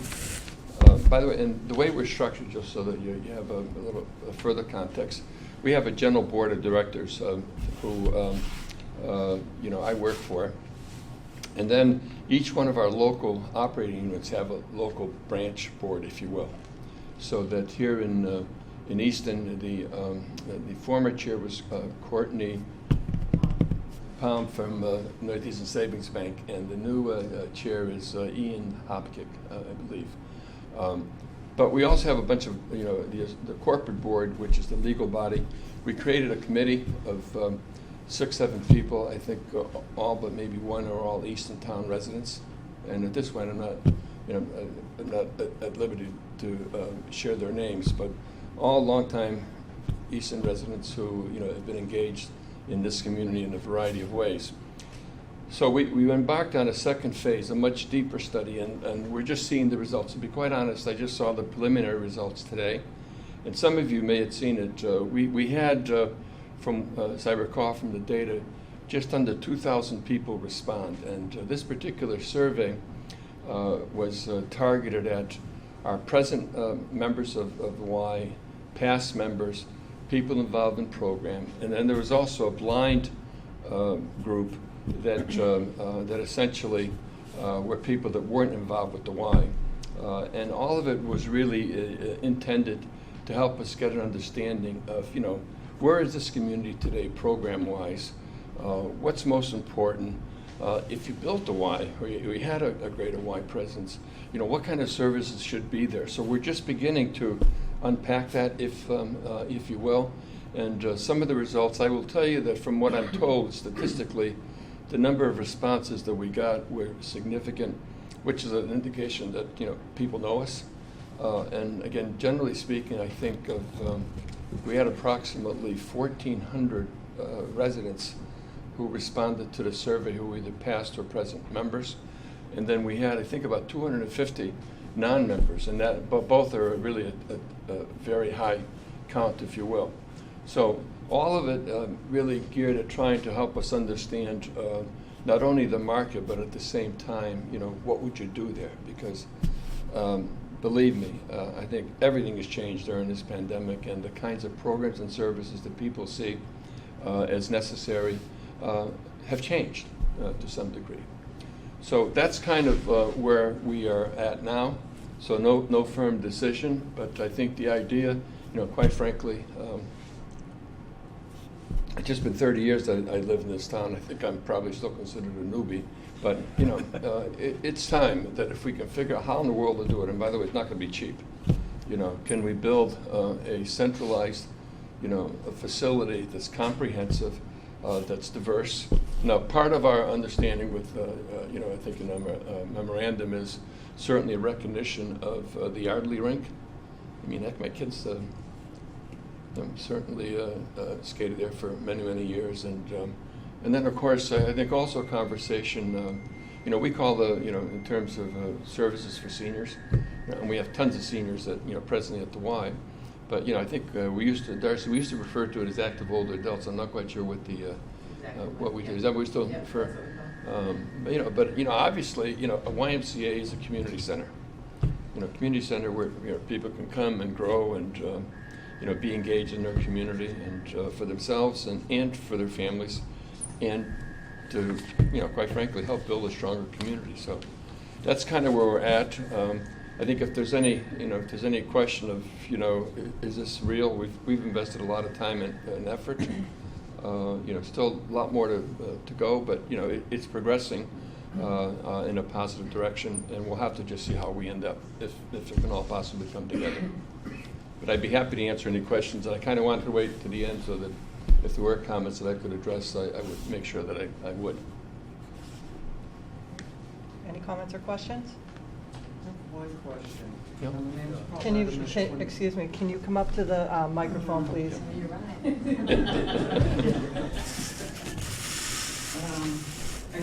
My name's Paulette. I'm at 24 School Street. You have to come to the microphone. You have to sit at the table, please. I'm sorry. My name's Paulette. I'm at 24 School Street, and I'm just curious, you got 13 acres there. How much is usable? Isn't a lot of it conservation behind the fields, or? Yeah, it is. There's a certain amount in the back that's wet, but a good amount of it is usable.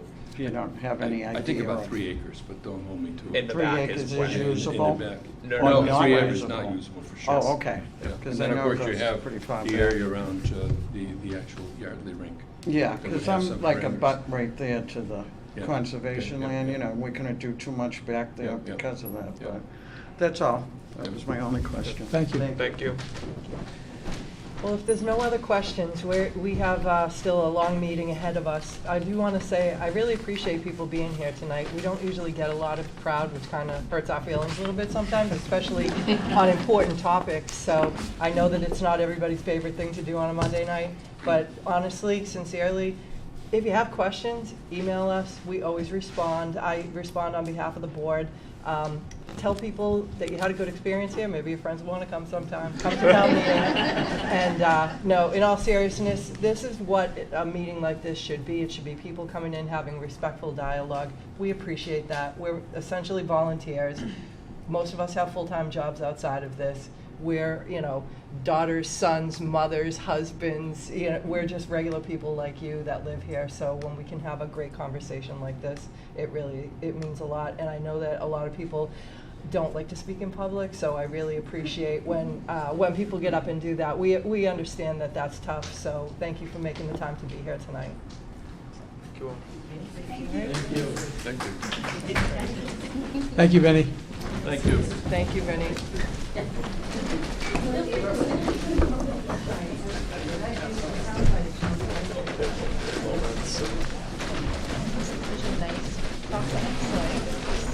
Hi, how are you? Thank you. Thank you, Andy. Thanks, Andy. Thanks, Andy.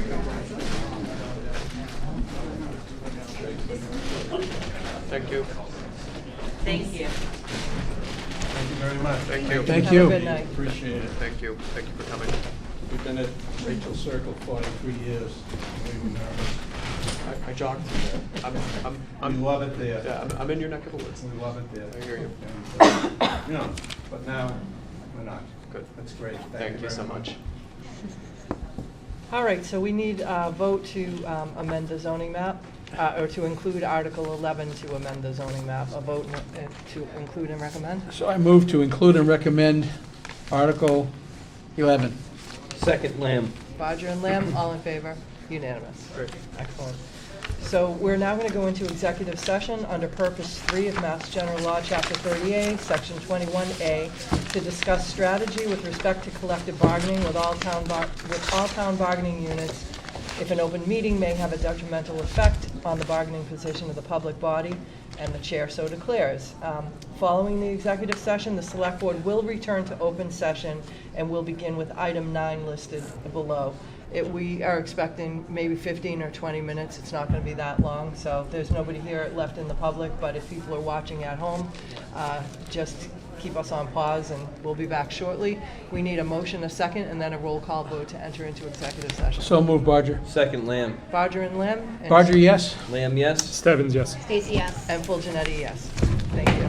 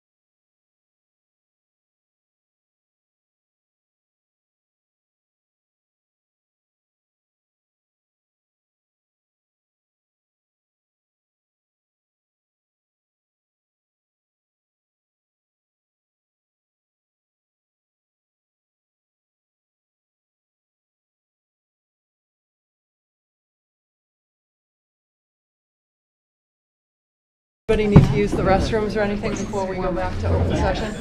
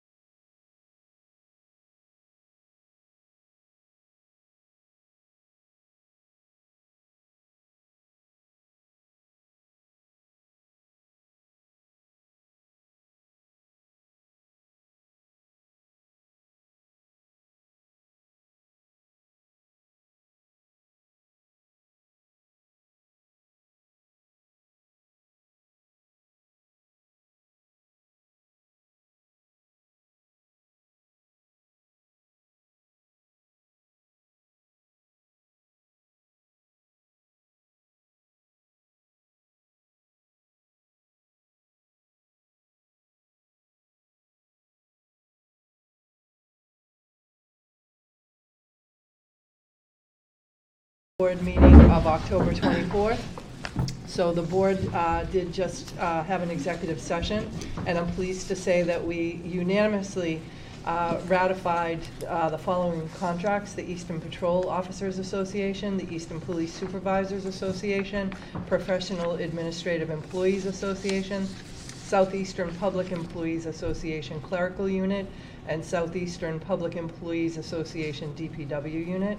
I want to thank Town Administrator Connor Reed for facilitating all these contracts, and the department heads that were involved in them, Chief Boone. And I want to thank the employees. You know, this is really a collaborative effort. We want to say that in our discussions on the board, how much we appreciate our employees. We appreciate their willingness to bargain fairly, and we hope that everybody is satisfied and feels valued, including you, Connor. So, Sure. Thank you very much. Yeah, no, I appreciate the process with the labor groups. This can be a tough bargaining environment for some, but we reached all these with no litigation, and it was a really great process, and those employees did a great job, and we're thankful for that. Great. So we will take an official public vote right now, and Craig, if you want to make the motion. So I move to approve all 5 of the contracts as a slate. Second, Lamb. So that's Bodger and Lamb, and I think let's do a roll call vote, whether we need it or not, just in case. Barger, yes. Lamb, yes. Stebbins, yes. Stacy, yes. And Full Janetti, yes. So thanks again, everyone, for your hard work on that. Next, we have review and vote to sign the special town meeting warrant of November 14th. Great, thank you, Dottie. And so, for the board's edification and the public, anyone who's still tuning in from the earlier open session discussions, the chief and I, in preparing for this article, both based on our feedback from the finance committee last week, and just to try to be as clear and comprehensive as possible, we have a decent-sized explanation in the warrant on this, and I'm going to actually just read through it. I'm going to ask the chief to come up so he can answer any technical questions from the board. But Article 4, which does stem as through part of those collective bargaining sessions and the agreements that were just ratified, is by mutual agreement with our police to withdraw the department from civil service. And so here's the explanation on this article. Is the town meeting in Easton adopted civil service in 1929 for all police officers and the chief of police pursuant to Articles 6 and 7 of that warrant in March of 1929. Police officers and firefighters in Easton are the only civil service government employees in the town. Everyone else is hired through either personnel bylaw or collective bargaining agreements. Civil service restricts who can be on a hiring list for the police department based on a multiple choice exam issued statewide. The number of applicants to be considered are limited by the number of vacancies available. The restrictions set forth by civil service restrict the town's ability to hire qualified candidates in a timely manner. Civil service does not pre-screen candidates for disqualifying matters, and it requires Easton to extensively document why a candidate is not selected for an appointment, which is then itself subject to a time-consuming appeal. Such civil service appeals relating to labor disputes can take multiple months to be heard and decided, and in some cases can take multiple years, which is deleterious to the interests of not only the town, but the employees themselves seeking an expeditious review and settlement of any kind of appeal. The Easton Police Department believes that the current civil service list, where the town must compete for candidates with all of their civil service departments in Massachusetts, is limiting the pool of quality candidates we can attract. Leaving civil service will allow Easton to establish hiring processes to test candidates, creates the opportunity for us to forge community workforce pipeline partnerships with local and regional education institutes, and will enhance the size and quality of the candidate pool. Again, these are things we cannot do as a civil service department. Easton will be able to pre-screen and identify quality candidates with diverse backgrounds, college or military experience, prior experience in police or community service, language proficiencies, and other types of skills that we as a community and leadership team deem in the interest of the public. Further, the proposed change would provide the town of Easton with more control over personnel choices by allowing the town to set its own policies, requirements, and procedures for hiring and, subject to bargaining, promotions. While leaving civil service provides more flexibility on recruitment and promotions in particular, it doesn't eliminate important safeguards or standards for training, qualifications for hiring, or police officer certification. This is based on, we had some really good questions from Finance Committee about the systems that are in place for hiring, and we wanted to make sure we updated the warrant to make these clear. For example, whether we're in civil service or not, any candidate for the Easton Police Department would need to complete the Massachusetts Municipal Police Academy and will still be subject to background checks, physical examinations, and psychological examinations prior to being hired. Once hired, officers must maintain certification from the State Peace Officer Standards and Training Commission, also known as POST, which was created by the 2020 Massachusetts Police Reform Law, to remain in service. Leaving civil service does not change that the Easton Police Department is a Massachusetts Police Accreditation Commission certified accredited department, which observes the highest standards in training, policy review, and practice, and voluntarily subjects itself to a peer review process to verify this on a Every 3 years. Every 3 years. It just came last week. They're doing it right now again. Leaving civil service does not change the principles currently responsible for and accountable for job solicitation, hiring, promotions, discipline, or termination, which are actually established by the town charter to be the town administrator or department heads in their discretion, including the chief of police. Nor does it eliminate the ability for employees to seek review, grievance, or arbitration of adverse employment decisions. The select board, through the bargaining agreement, town administrator, chief of police, and both police unions all support leaving civil service. So thank you for indulging me, but I felt that that is worth reading into a record for anyone watching at home. Chief had asked you to come up, and if anyone on board has any questions. And also, if you, just in case you don't know your way around our website, for anybody at home that wants to take another look at that and read it, if you click on the front page of the website, it's there's a blue block that talks about town meeting. Click that, and there's a link to the town meeting warrant. So Dottie, or anyone on the board, if there's any questions. How do you feel about this? I feel good. I think we've done a lot of work, a lot of legwork in the last several months with the town administrator and with both unions to come to an agreement. You know, I think one thing that's helped us is just next door in Foxborough and Mansfield, we've seen a successful transition out of civil service. Mhm. So if most of the officers, they have friends that work in those departments, so it's something they've seen regularly. And there's a lot of towns looking to trend Mhm. out of civil service right now, so it wasn't unsuspected when the topic came Mhm. up, so.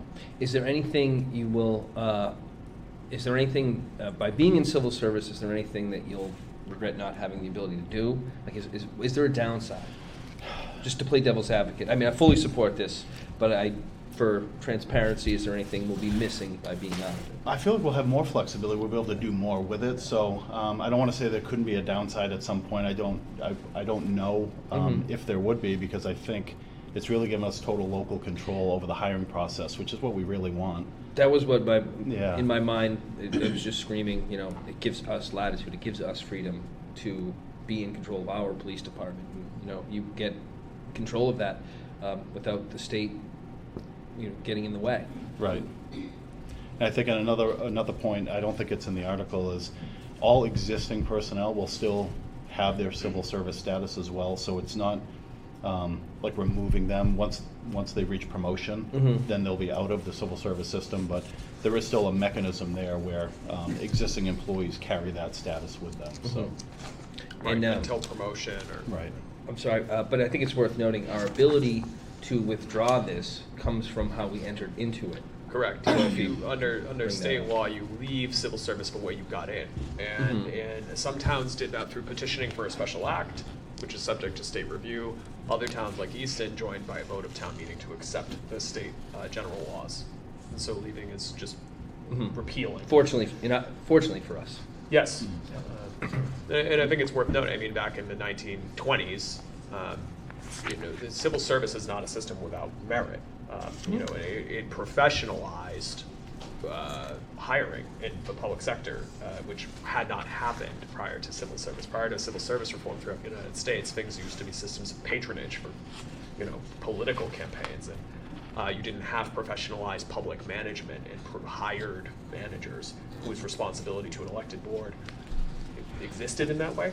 So it certainly, civil service was once the reform agenda, and it's 100 years ago. But it was 100 years ago, and things are very different now. And so those oversights and protections exist now through the town charter. The select board receives copies of every appointment. You have veto authority. I'm accountable to the charter and to the board. The chief's accountable to the town administrator. So there are enough mechanisms in place locally that the benefits of that state kind of duplication.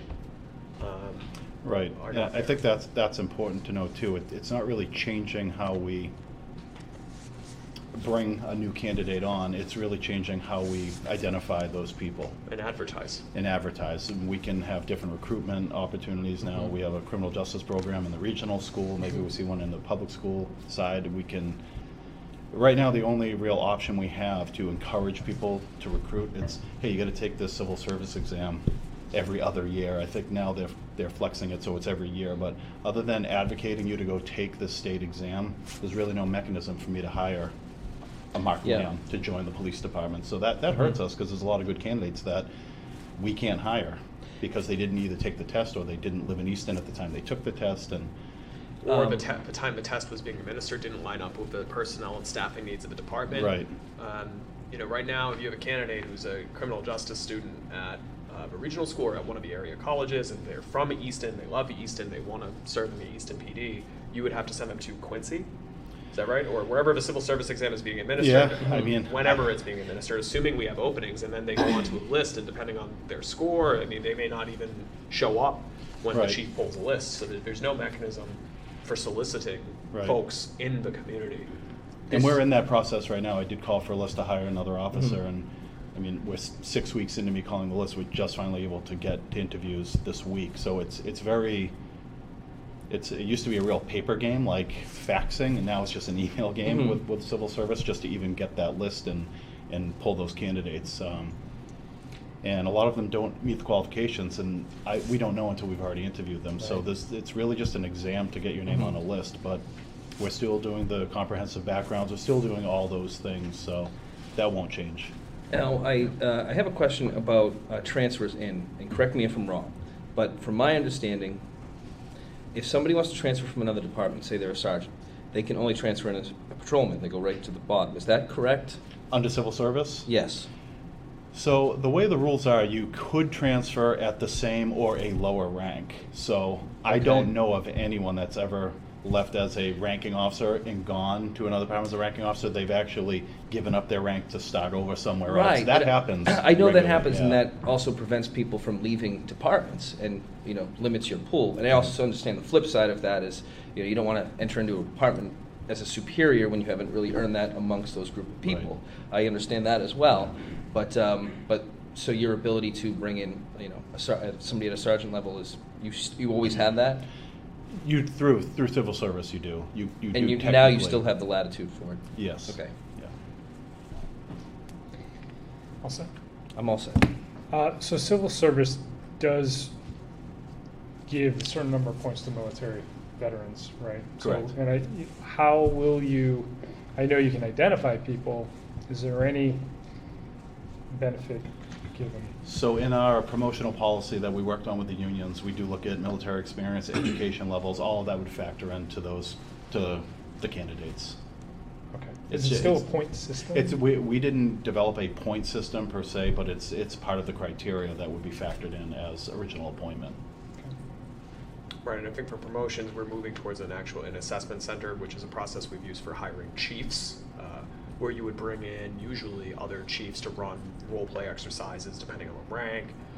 You've had an officer-involved shooting of a presses here. Discuss what do you do, and the way that works right now under civil service is those assessment people running that center can't tell me as the appointing authority anything about how the candidates performed. I get a list at the end that goes back through civil service, and I get a list. So of those candidates, even if you top the list, you may have areas perhaps that you could use some improvements on or training, and unless that candidate tells me that, I just don't know. And that's, in my opinion, not a good thing. Whereas when we do an assessment center for a fire chief, which is not civil service, they can give me a more detailed, this is how these candidates performed, these are areas that they were exceptional, these are areas where they're competent, but they're better in other places. So we're moving to an assessment center model for promotions, and on the hiring front, it gives us the flexibility that we could, if we wanted, we could recreate a point-based system, or we could advertise and have that more kind of qualitative that it's beneficial, but not a prereq for the job. I think it's nice that you've had both. You've had the fire department where you've, witnessed how, that process versus. That's right. So Yeah. you've been able to We've compare. promoted 2 chiefs in the past few years, and I'm very happy with our police chief. But one of them I could get qualitative feedback, and the other we can't. And on the promotional aspect, you have the assessment center, but we also have the ability to do panel interviews that the chief and I can assign whomever to. And things change over time. The needs that we feel are appropriate for command staff today may be different than 20 years ago, and may be different than where they'll be in 20 years. And this gives us the flexibility to make those decisions, which is, I think, a very good thing. And is consistent with our hiring practice for every single other department, every other leadership post in Easton. How have our neighbors who have left, has it been recent? And Yeah, Mansfield and Foxborough were the 2 latest. In fact, I talked to the Foxborough chief today and specifically asked him about it, and he has expedited his hiring process and promotion process without civil service, and he couldn't be happier. I just spoke to him this afternoon, and that was the question I asked him. you got ahead of my question, which was going to be what kind of positive experiences they had as a result. Most of the conversations I've had with this topic is, you're still in civil service? That's the question I get a lot of, especially the towns that have left. Yeah. Yeah. So. Do we know percentage of the state in terms of communities are still civil service? There's still quite a bit. I think most cities, they're just so large that I don't see like Brockton as civil service. I don't suspect you'll see them leave it anytime soon. I just think population-wise that's a model that works I see in a lot of cities.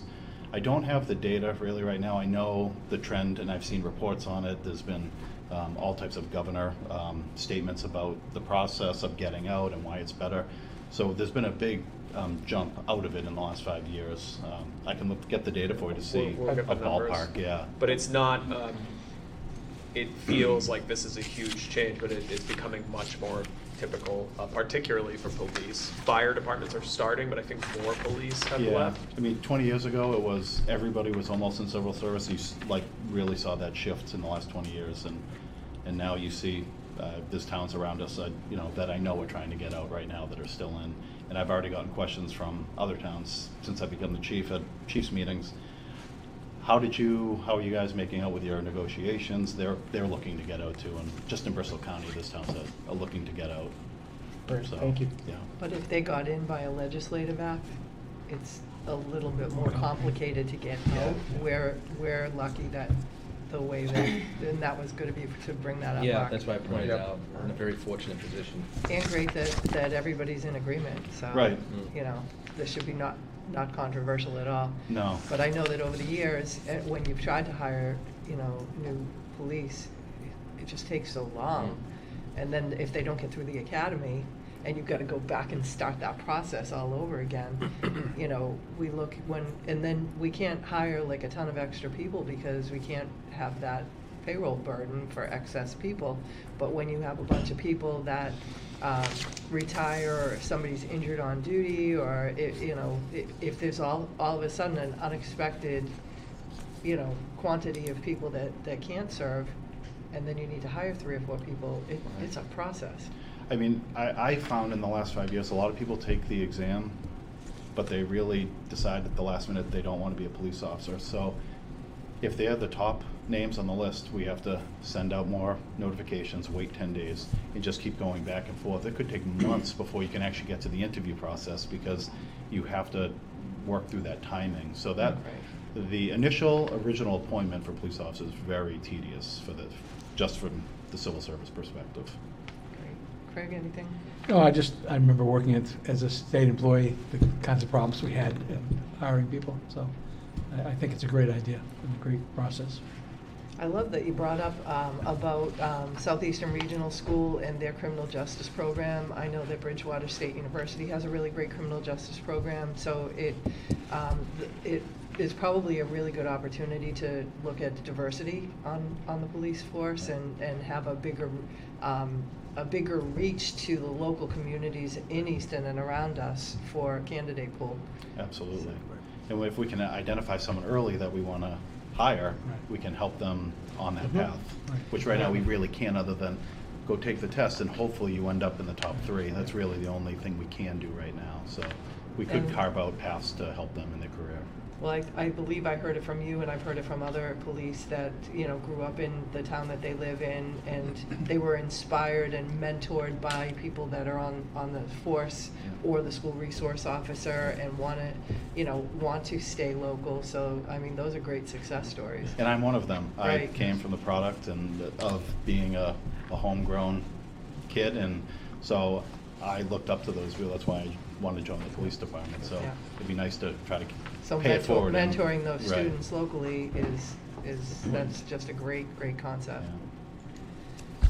All right, so if there's no other questions, Craig, if you'd like to make a motion to recommend and include Article 4. So moved, Barger. Second, Lamb. Bodger and Lamb, all in favor? Unanimous? And the next one is Article 5, amending the fiscal year 2023 budget.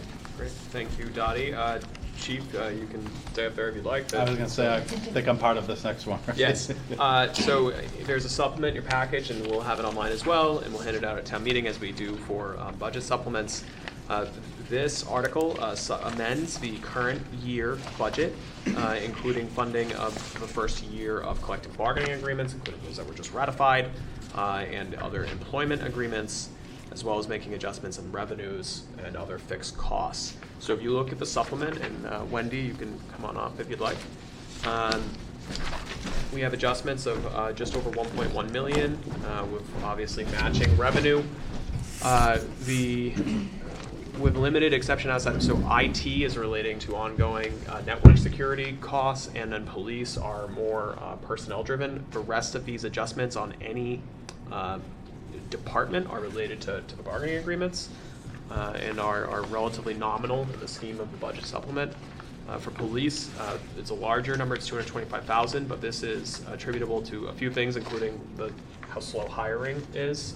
We have 7 officers in various training stages of academy. 5. Right, and 2 military deployments And right 2 now military that I deployments. don't expect to be back until probably this time next year at the earliest, so. So we have to fill that with overtime. In order to make sure there's enough folks on shift, we have some long-term injuries and things of that nature. And we also had, the organic kind of cycle of retirement. So this adjusts the budget to get to a place where we can make it through the year. But it's also really worth noting that the police budget in May was a 0. There was no increase going from fiscal 22 to 23 at that time. So this is pretty commensurate with what a typical increase to a $4.6 million budget would have been under normal circumstances anyway. But at that time, we didn't propose a change because there was so much up in the air with retirements, injuries, deployments, and the churn of hiring through civil service. So we wanted to have more time to see what the impact on the budget was. We now know, and that's what this number is. But I figured while Chief is still here, if there was any particular questions anyone had for police. I don't have any questions. No questions? Okay. Okay. Thanks, Chief. Thank you. Thank you, everybody. Thank you, Chief. Thank you. For the remainder, so out of the 1.1 million, you're looking at 511,000 of general fund debt related and 275,000 from the water division. The large majority of the general fund is exempt debt related to the permanent financing of another portion of the funding for the Blanche Ames school project, with the remainder being previously approved capital. And water is also the incremental cost of borrowing for previously approved water capital. Really what a lot of this is that as part of our kind of ongoing debt management, working with Hilltop, and we've discussed this with the board, we accelerated the permanent financing of a lot of our capital much earlier than we otherwise would have because rates are going up meaningfully compared to when these projects were approved and under the kind of monetary environment of the past, 10 years. Rolling bans and things like that and permanently financing later made a lot of sense because interest was extremely marginal. It no longer is. So the plan here is, although there is an incremental cost of the principal and interest in this year, though you'll save over the life of the borrower by permanently financing now. Did I cover that mostly accurately, Very Wendy? nicely. Okay, great. So I don't know if anyone has any questions about the expense side there. But those, so 75% of this budget supplement is related to permanent financing of bonds in June rather than waiting. Any questions? No? Okay, great. On the revenue side, so this will be funded through a combination of available funds. So 362,000 of that is exempt tax levy associated with the exempt debt, right? So if the debt payment goes up in a year, the tax levy moves up commensurately with that. 53,000 of additional state aid compared to when the budget was set, and 112,000 of additional funds from local receipts. I had mentioned those performed well and helped contribute to a good free cash certification. So we're comfortable absorbing some of that into an adjustment to fiscal 23. We're moving 65,000 out of a reserve fund, an expense item that we carried for collective bargaining, now that those are mostly ratified. We're tapping a portion, 249,000 of that 4 million in free cash. And then there are some accounting exercises effectively, Wendy, yes, under state law. Betterments are revenue or in a receipts reserved account to be allocated towards sewer debt service costs. This moves 75,000 from that to the debt for sewer projects. And then there's water receipts and water account surplus to fund the incremental financing costs for those June notes for water. Any questions? Comments? Okay. So we would need a Thank you for motion sticking to, around with me. a motion to recommend and include Article 5. So moved, Barger. Second, Lamb. Bodger and Lamb, all in favor?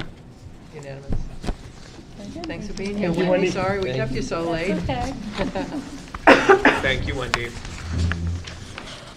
All All right, the next item is the acceptance of the minutes of October 11th. I'm sorry, it's ministerial, but the board has a practice of making sure it's belt and suspenders and just taking a vote to say, this is it, we're signing this warrant. So if the board could entertain a motion to sign the warrant, and then we'll hand that out for you to sign after the meeting. So moved. Lamb. Second, Barger. Lamb and Barger, all in favor? Unanimous. Thank you. So thank you, Dottie. All right, next is the acceptance of minutes of October 11th, 2022. So moved, Barger. Second, Lamb. Barger and Lamb, all in favor? Unanimous. Next is town administrator notes and assistant town administrator notes. I've said enough. I've said enough. So moved. Thanks. Select board notes. Craig? I have nothing. I have nothing. None. Nothing tonight. Oh, I have so much. So I just want to remind everybody that Saturday is Drug Take Back Day at the police station from 10 to 2. That's always a big day, and it's really important to get rid of your unused or unwanted prescription drugs, pet medication, and look for the details on social media for that. So, and then just looking through the town crier where I get all my top hot off the press information. Just a reminder that special town meeting is Monday, November 14th at Oliver Ames at 7 p.m. There is a link to the warrant there, and as I said earlier, there's a link to the warrant on the front page of the website. It's also election season, so don't forget to get out and vote. We have early voting in place now, and the election date is November 8th at Oliver Ames High School from 7 a.m. to 8 p.m. The deadline to register to vote is October 29th, so that's coming up quick. If you did get a ballot, you can track your ballot, and all this is on the website and in the town crier to take a look at for the days where you can go in person for early voting at the town hall. So it started Saturday, October 22nd, and it's the 24th, 5th, 6th, 7th, 8th, 9th, 31, November 1, 2, 3, and 4. So for people that want that flexibility. And real estate and property tax bills are coming up soon, and the Veterans Day Parade is November 11th. So those are just a few things that I wanted to kind of off the top. But also, I'm not trying to monopolize here, but there's such great information in here. Lincoln Street sidewalk construction has started, if anybody has seen that, so that's super exciting. It We've been looks waiting really for good. that. Yep, And I haven't even seen it yet, so Yeah, it's coming along. excellent. It's great. Complete Streets mostly funded by a grant, which is great. Great. All right, well, if there's no other comments or questions for tonight, I will take a motion to adjourn. So moved, Barger. Second, Lamb. Barger and Lamb, all in favor? Unanimous. Great. Thanks, everybody. Have a good night, and thank you, ECAC, for being here and doing a great job you, as ECAC. always. Thank you. Thank you.